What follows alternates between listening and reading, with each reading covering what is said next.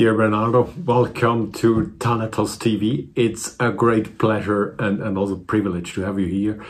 And let me first introduce you. You studied computer engineering, made a PhD in AI, and we're working in, let's say, the most important laboratory we have, at least part in Switzerland, to CERN. But then you turned to philosophy, made another PhD, and became a highly accomplished philosopher. You published many books. Some of them I have here, like Rationalist Spirituality or Why Materialism is Baloney.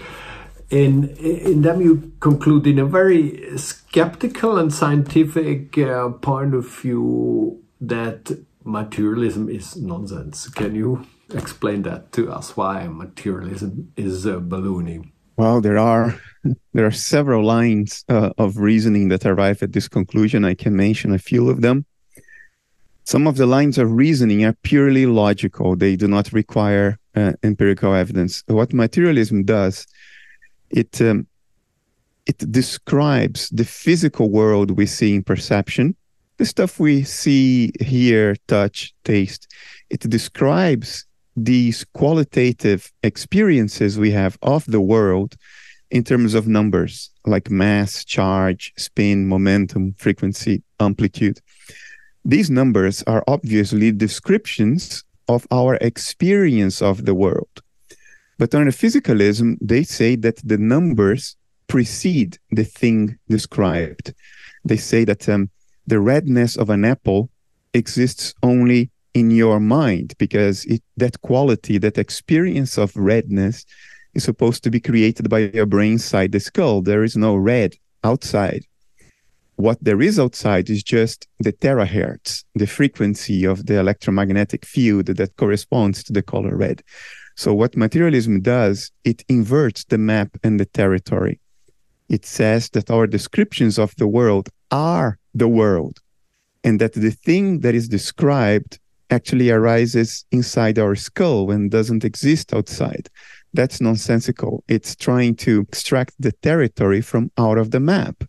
It confuses map and territory. There are also empirical reasons why materialism is baloney. Materialism depends on what we call in physics physical realism. It presupposes that physical entities like a rock or a metal bottle of water have standalone existence, regardless of whether they are being observed or not. When we observe physical entities, we merely disclose their properties to ourselves. But those properties already supposedly existed prior to observation, because physical entities are supposed to have a standalone existence. But over the past 45 years, physics has shown that through a series of experiments that have won the Nobel Prize last year in 2022, physics has shown that short of some grotesque theoretical fantasies for which we have absolutely zero evidence, short of that, physical entities cannot have standalone existence. Physical entities are the result of an observation. They are not the thing that was observed to begin with. Physical entities are representations of measurements, just like the dials in an airplane's dashboard, which represent the measurements done by the airplane's sensors. Physical entities are dashboard representations. They are what appears on this dashboard of dials that we call the screen of perception. But the world as it actually is, in and of itself, which does have standalone existence and does not depend on observation, that real thing outside, out there, it's not physical in the sense of not being describable by physical quantities alone. And does this apply to the microscopic, to the quantum world alone, or also to the macroscopic, let's say, to landscape? So that if I take a look at the landscapes, I can say I have an influence on it, an influence that maybe even could be measured. Look, to say that the physical world is a representation doesn't imply or even suggest that we can have mental control over the world outside. We may have mental control over the physical world, but the physical world is in our minds. It's not out there. Like the dashboard is in the airplane, not in the sky outside. So this does not support the notion that we can change the real world through an act of volition, just by wishing the world to be different. It's not implied. There is still a real external world that doesn't depend on us. It's just not physical. Now, there is this misconception, even amongst some physicists who are not in foundations of physics, that there is this distinction between the microscopic world and the macroscopic world, that somehow the macroscopic world, the world of tables and chairs, is not quantum. It is quantum. Everything is quantum. There is only the quantum world. It's just that some properties become very hard, if at all possible, to detect or see when you have this large statistical aggregation of quantum effects. For instance, decoherence. But there are no two worlds, the world of the very small and the world of the normal-sized things like tables and chairs. Everything is quantum. If subatomic particles do not have standalone existence, then the chair, the physical chair, does not have standalone existence either, because it is constituted of elementary subatomic particles. It's just that some characteristics that can be detected in the quantum world, like interference, like superposition, they are not detectable at the level of tables and chairs because of the statistical aggregation of all the effects entailed. But the world is quantum. Everything is quantum. Quantum physics applies. Well, I would say also in your books you have shown conclusively that materialism cannot provide a satisfactory explanation for reality and consciousness. Yet as a philosopher, you didn't stop there and offer an alternative, your own idea of idealism. How does reality look like according to idealism? There is only one parsimonious option that does not entertain too much speculation. Look, the idea is that what we call the physical world, the contents of perception, the stuff we see, hear, touch, smell, taste, that is a dashboard representation that is created by our own minds. The physical world is not out there. It is in here because it is a dashboard representation of the real world, which is out there. We call the things we call physical are the things we can describe through physical quantities, like kilograms, meters, seconds, hertz, joules, coulombs, and so forth. We invented these numbers to describe the contents of perception, the stuff we see, hear, touch. So that's what physical stuff is stuff that can be described through the quantities we invented to describe the contents of perception. So what is the real world, which is not in perception? It's the thing that is represented as opposed to the representation itself. Well, it's not physical because we didn't invent physical quantities to describe that. We invented physical quantities to describe the dials on the dashboard, not the sky outside the airplane, not the storm outside the airplane.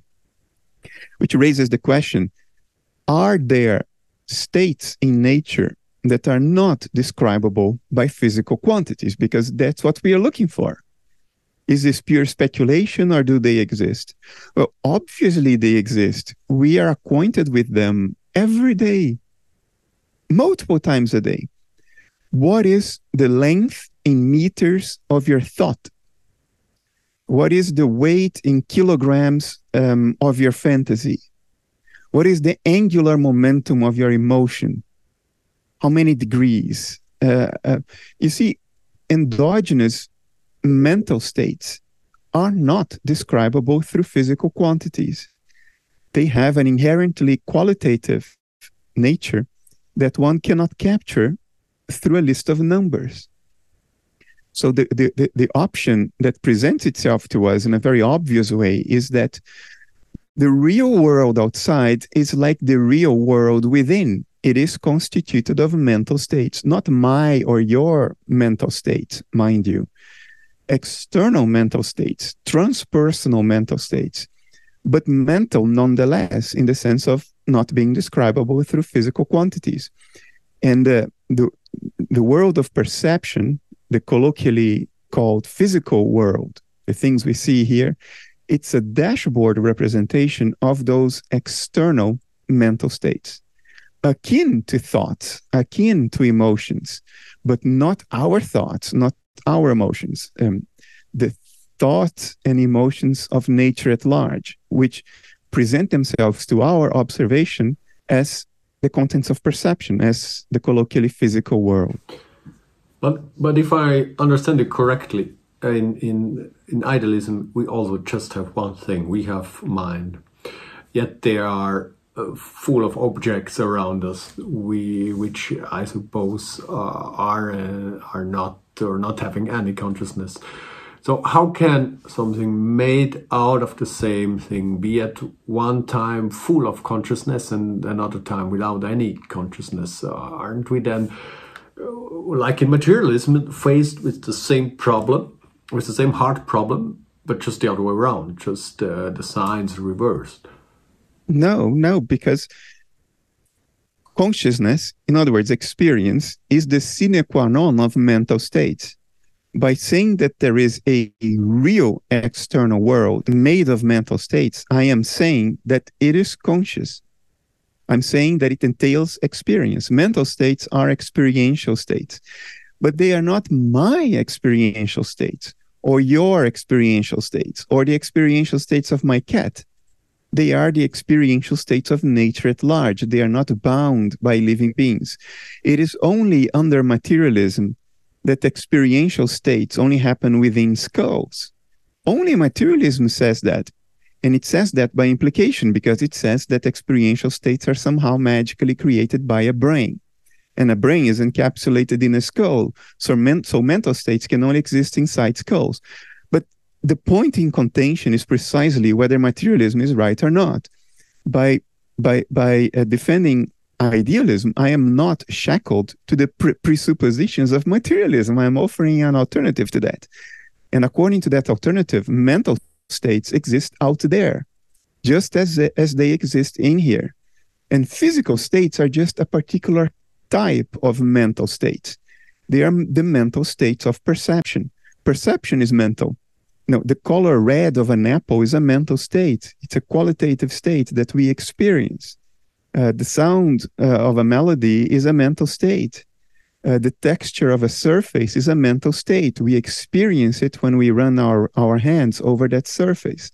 There are only mental states. But what we call the physical world is a particular type of mental state. And that particular type of mental states represent another type of mental states, which are the real mental states that constitute the world out there. Everything is experiential, the in here and the out there. When you're talking about mind and consciousness, can mind become conscious also without the help of a brain? Or why in idealism does mind need a brain to become conscious? Consciousness is that within which everything is produced.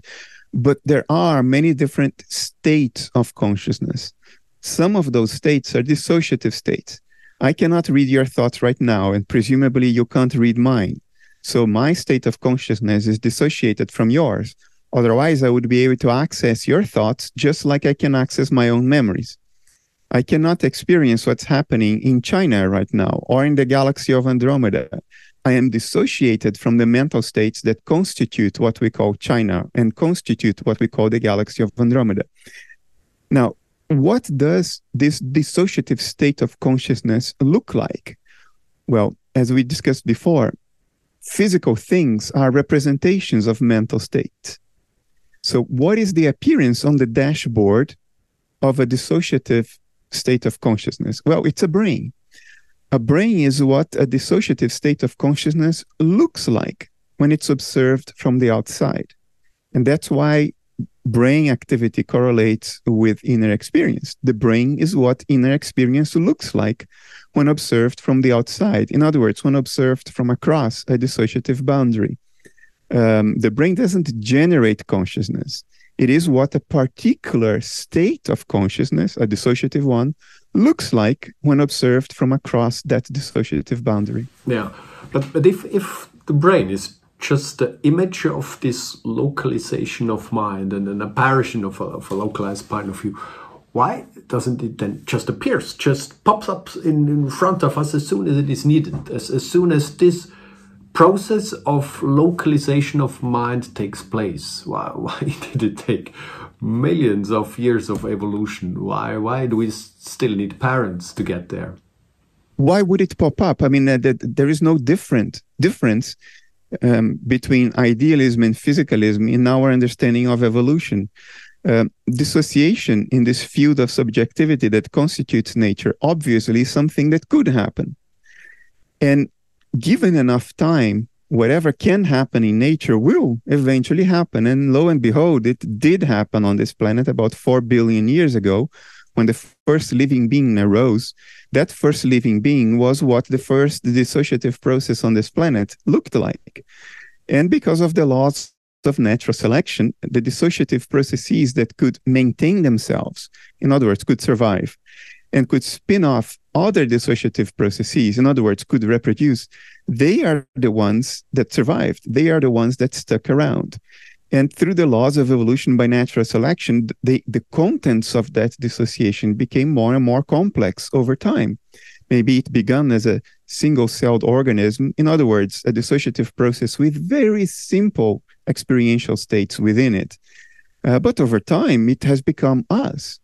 A dissociative process with very complex mental states, extremely capable of surviving and competing and surviving in the Earth's ecosystem, dominating the planet, and with even high-level mental functions, which were not there to begin with.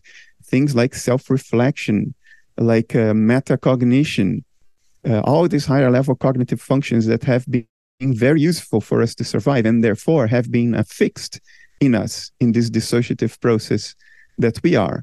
So natural selection applies the same way. Why would, under idealism, a brain need to pop out of nothing? Nothing in idealism suggests that that should be the case. Idealism doesn't change established science. It only allows us to interpret established science from a ontological or metaphysical perspective, which is not what science does. Science doesn't tell us what the world is, what nature is. It's fundamentally incapable of making any statement about being, about what things are. What science does, it gives us models of nature's behavior. Science allows us to predict what nature will do next. It's about doings, verbs, behaviors, not about being, not about essence, about nature. The latter is a question for philosophy. So idealism is a philosophical interpretation of the behavior of nature as modeled by science. Yeah. It doesn't change science, it complements it. But if I understand you correctly, then idealism also has a problem making a prediction what happens to us, what happens to our ego when the brain decays. Or can you make out of idealism a theory about that, what happens? There are implications of any metaphysical interpretation of science, and they are different. That's why metaphysics can be different. Under idealism, the living brain, the metabolizing brain, together with the rest of our body, is what the dissociative process in this fabric, subjective fabric of nature looks like. It's like a whirlpool in the stream. It's a particular doing of nature that has spatial boundaries. You can delineate it. You can delineate our body in the same way that you can delineate the boundaries of a whirlpool on a lake. You can point at it and say, there is a whirlpool. You can delineate its boundaries. Yet there is nothing to the whirlpool but the lake. You cannot fish the whirlpool out of the lake and carry it home with you. There is no whirlpool. There is only a particular doing of the lake. The whirlpool is something that the lake does. It's not a separate entity. In exactly the same way, this dissociative process that we are is like a whirlpool on the lake. We are something nature is doing, and it has spatial boundaries. You can delineate the boundaries of Bernardo and say Bernardo ends here. But there is nothing to Bernardo but this field of subjectivity that nature is, just as there is nothing to the whirlpool but the lake. And the whirlpool is what a pattern of localization of water movement looks like on the lake. In the same way, a living being is a pattern of localization of mental contents, or a dissociative localization of mental contents. If the metabolizing brain is what that localization looks like, then what does it mean that when we die, when there is no longer metabolism, when the body begins to lose its dynamical and structural integrity? Well, that's the unraveling of the dissociation. It's the unraveling of the whirlpool.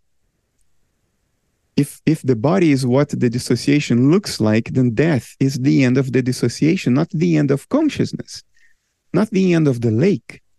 It's the end of a particular doing of the lake. It's the end of the whirlpool. Consciousness goes on. Yeah. But we can expect this to be the end of Bernardo.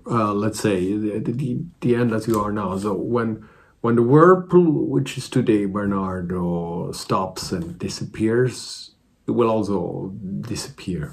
Bernardo is a particular state. Bernardo is not a thing, just like a whirlpool is not a thing. You cannot take it from the lake and take it home with you.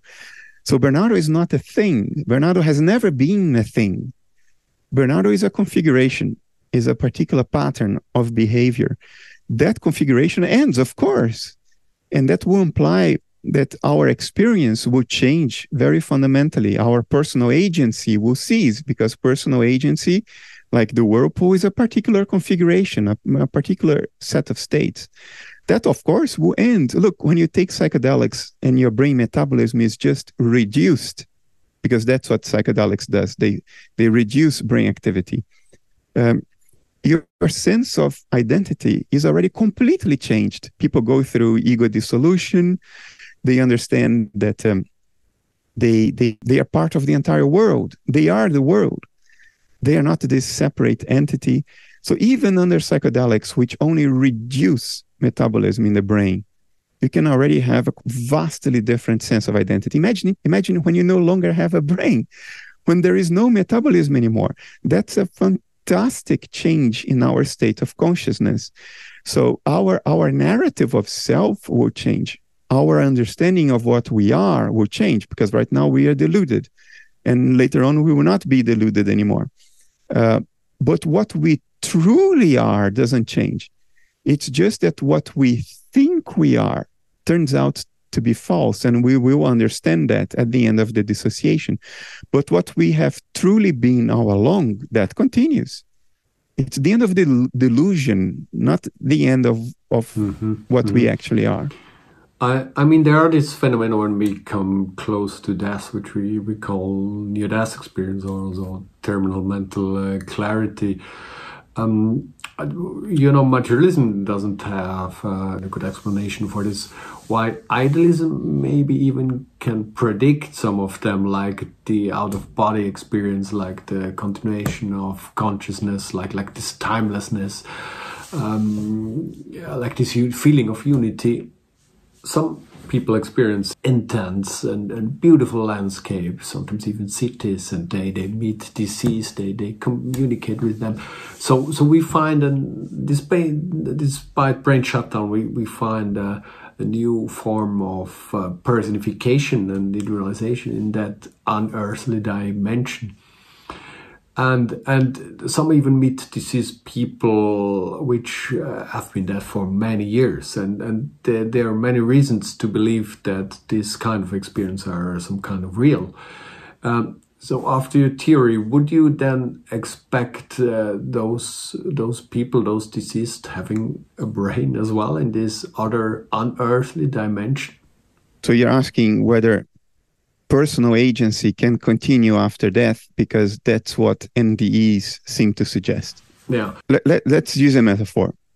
We all dream at night. Many of us don't remember those dreams, but we all dream at night.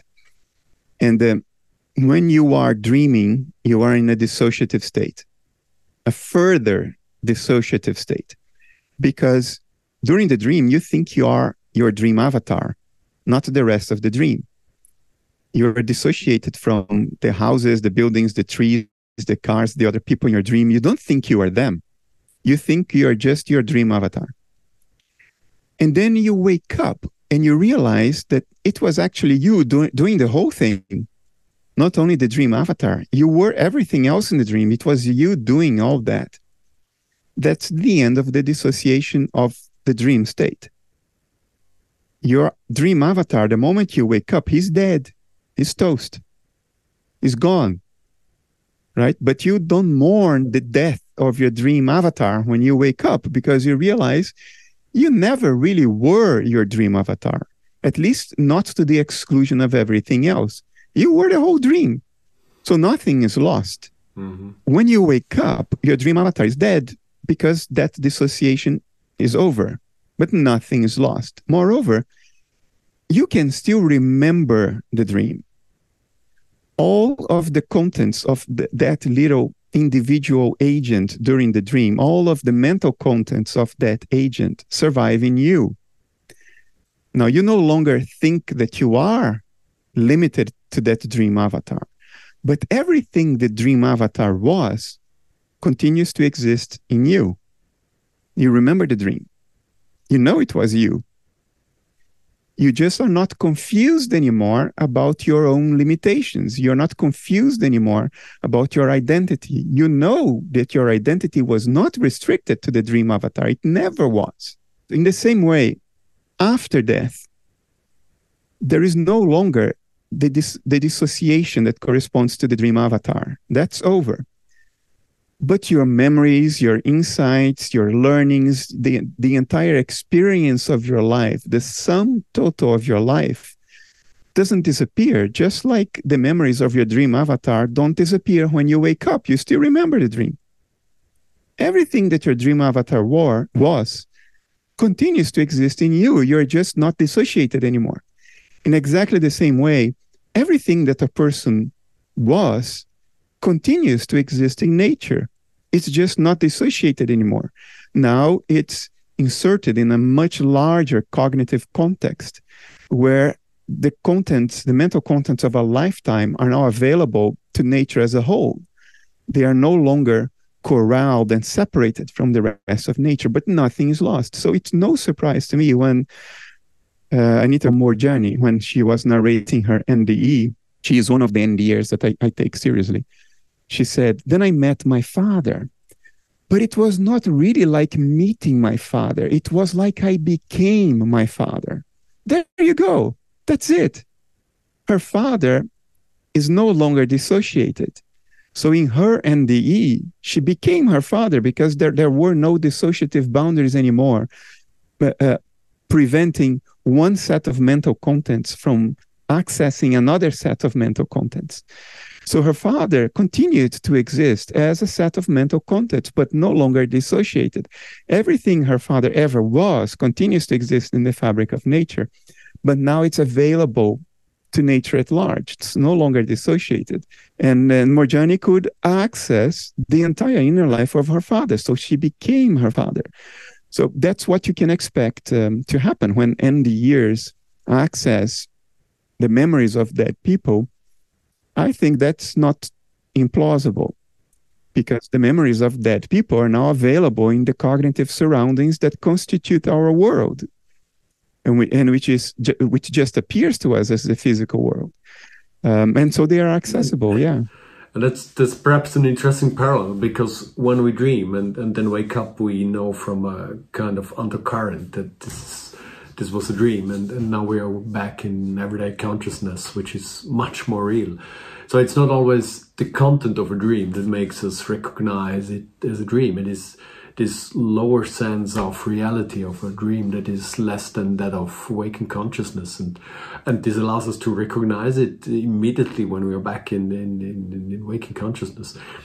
And with NDEs, it's exactly the opposite. In fact, there's the sense of reality which is much stronger than our waking consciousness, and suddenly our everyday perception is bland, is almost unreal in comparison. So here we find a certain correlation with what you're saying about dissociation. a connection between the degree of dissociation and this sense of reality. And perhaps staying on the subject of near-death experience, there's another question I would like to ask you. The most important and lasting thing that people experience during their end is love. And does love have a special meaning in idealism? Can idealism explain the necessity of such a core element as love in the universe? Love is an experience, a type of experience, and idealism doesn't deny that, but it doesn't put it on a special status of its own. It's an experience just like fear is an experience, just like warmth and cold, just like red and blue. Under idealism, every experience is a particular pattern of excitation of the underlying subjectivity. Like different notes are particular patterns of excitation of a guitar string. Particular experiences are particular patterns of excitations of this underlying field of subjectivity that nature is. Love is one particular pattern of excitation, or you can visualize it as ripples on the lake. A lake can get excited in multiple different ways. There can be many different ripples on the same lake. Tiny ripples, big ripples, fast ripples, slow ripples, tall ripples, low ripples, long ripples, short ripples. And they can also interfere with one another, leading to even more patterns, interference patterns. And yet there is only the lake. None of the ripples is a thing. They are patterns of doing. But there is a tremendous variety of ripples, and that's how variety emerges from a singularity, from a unit. There is only one lake. There only ever is one lake and nothing but the lake. And yet there can be this appearance of multiplicity because the lake can get excited in many different ways. Under idealism, there is only a field of subjective experience, a field of subjectivity.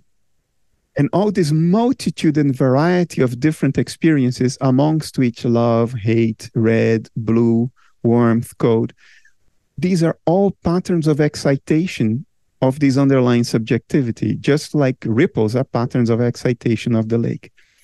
The only thing that really exists is that subjectivity. Everything else is just how that subjectivity is moving or getting excited or rippling. And love is one of the ripples. Under idealism, it would not have a special status above all others. No, it wouldn't. Mm-hmm.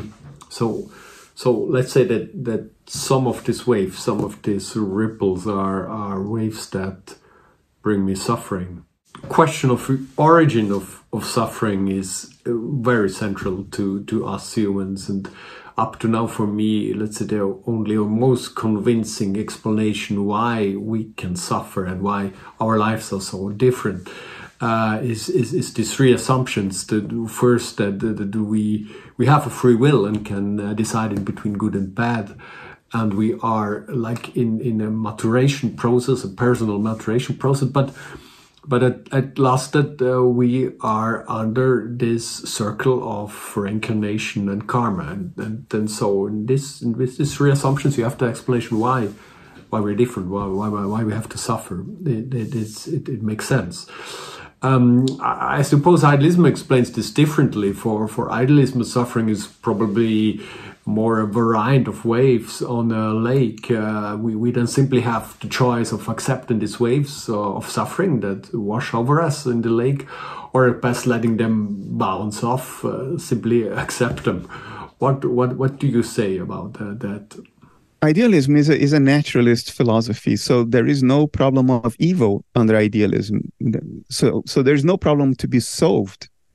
There is no answer to be given because the question is not there. Under idealism, suffering and pain are just parts of nature, like love and delight are parts of nature.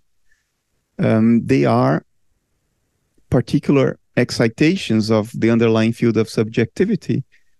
And those excitations can happen. And so they do, because everything that can happen in nature eventually is bound to happen given enough time. So there isn't a problem of evil. Suffering is just part of nature, and it doesn't feel good. That's the nature of it. And so we do our best to avoid it. And well, good luck to us. I try to avoid it very much as well. But when it does happen, I don't become confused, because I don't have this notion that there shouldn't be suffering. Why shouldn't there be? It's one of the potentialities of nature, just like anything else that happens. And sometimes it happens. We try to avoid it, but sometimes we can't. And then that's all there is to it. There is no profound underlying question why nature allows suffering to happen. Well, it allows suffering to happen because suffering is part of its potentialities. Obviously, right? Obviously, it's part of nature's potentialities.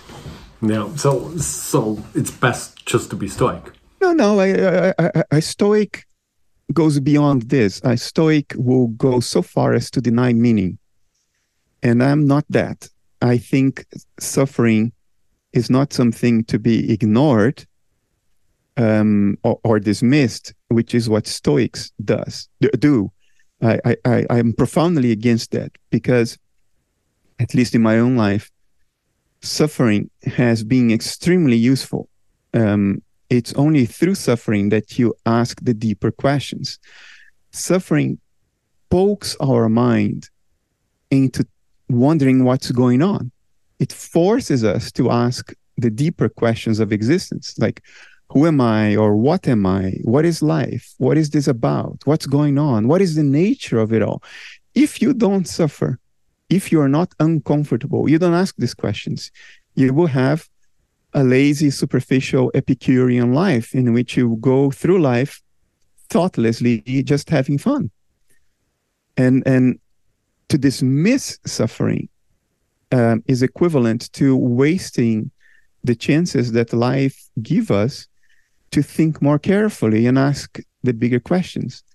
So yes, suffering is part of nature, and it's a useful part of nature, and therefore it should not be dismissed. So no, I'm not a Stoic at all. I think Stoic is a disservice to human nature. It's a waste of human potential. Mm-hmm. Yeah, thank you. I would say that's important to say.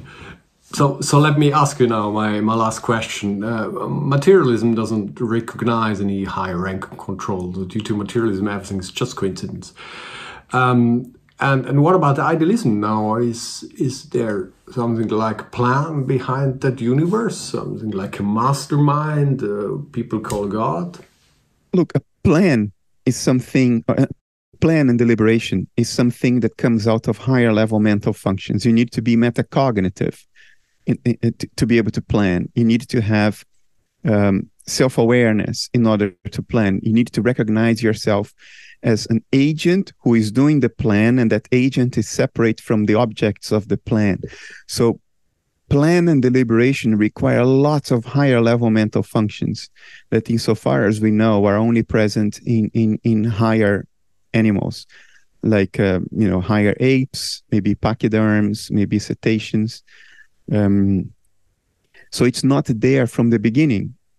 These higher level mental functions have evolved through natural selection. They are not inherent to the fabric of nature to begin with. They are epiphenomenal. They have evolved. They have been constructed out of configurations of consciousness that themselves have evolved, and which were not there from the beginning. So from that perspective, mind at large, the mind of nature beyond this particular ecosystem where we are inserted, beyond the minds of higher living beings, that mind at large is not metacognitive, is not deliberate, does not have self-awareness, because it didn't evolve in the context of a planetary ecosystem. So it had no way to develop these higher level cognitive configurations of awareness. From that perspective, mind at large cannot plan, cannot deliberate. It is conscious, but it is conscious at an instinctive level. It acts spontaneously. It doesn't weigh possibilities. It doesn't anticipate the future. It just unfolds its own potentialities spontaneously, like instinctive creatures do. And as such, it doesn't have a plan. So that would be the naturalist answer from idealism. From empirical evidence perspective, the only thing that suggests that there might be something else going on is the fine-tuning of the universal constants. That is somewhat discombobulating empirical fact in nature, that the universal constants, although they could be anything, they happen to be exactly what they needed to be for life to evolve. But you could perhaps have an answer to it based on the notion that the universal constants only apply to the physical world. And the physical world is not the real world. The physical world is a representation of the real world, a representation that we create. And when we create that representation, of course, we will create it in a way that is consistent with our existence. And therefore, the universal constants are fine-tuned. So that would be a naturalistic answer to that question. I haven't worked it out completely because I can't. This needs to be worked out by physicists. And there is a large community of physicists doing this. People like Marcus Miller at the Institute of Quantum Optics and Quantum Information in Vienna, which is the institute that got the Nobel Prize last year in 2022. They are working out the mathematics, but I think that offers a naturalistic solution to the fine-tuning. And the moment we have that, then I think naturalism will be undisputable. And no, there isn't a metacognitive, deliberate, divine plan. We are the metacognitive eyes of nature. Nature is learning about itself through our eyes. And therefore, human life is extremely meaningful because nature labored through 4 billion years of a lot of carnage, a lot of blood, to lead to creatures with higher level mental functions that could contemplate nature and take explicit account of what nature is and pass moral judgment. I think that role and that responsibility is ours. So let us enjoy every second of consciousness we have. I also enjoyed this interview very much, dear Bernardo. Thank you for being on Thanatos TV. Thank you giving us these profound insights. I wish you all the best for your further research, but also all the best for your personal life. Stay well and goodbye. I appreciate the opportunity to be here. Thank you.